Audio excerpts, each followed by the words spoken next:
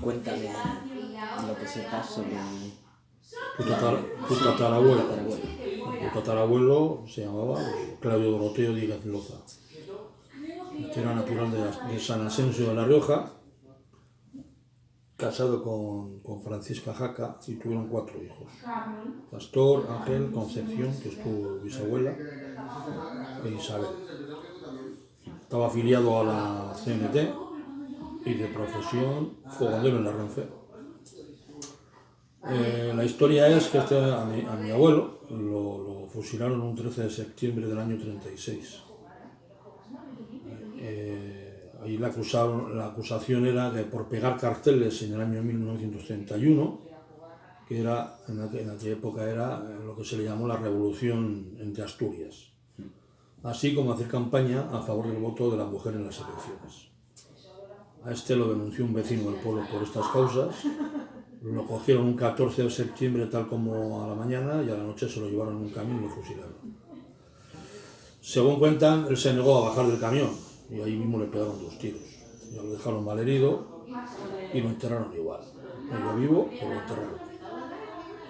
Dicen que unos perros, porque había más muertos con él, los desenterraron y comieron parte de los cadáveres.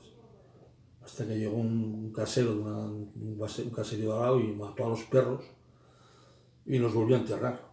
Pero bueno, años más tarde se hizo una ampliación de la Nacional 1, los trabajadores volvieron a sacar los huesos, los movieron de sitio, se hizo una caldera encima y hoy es el día que, bueno, pues casi toda la familia estamos intentando localizar el sitio exacto donde está enterrado e intentar sacarlo para poder entrar en un cementerio, claro.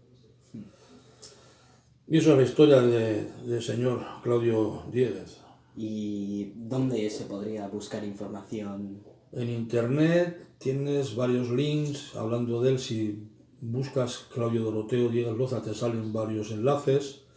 Aparte sale en varios libros que se han escrito sobre memoria histórica y sobre los fusilados, tanto a nivel de Navarra como a nivel español, pero sobre todo en los libros que se han editado hablando de los fusilados en Navarra, él aparece también ahí como fogonero, como miembro de la CNT y cosas de esas.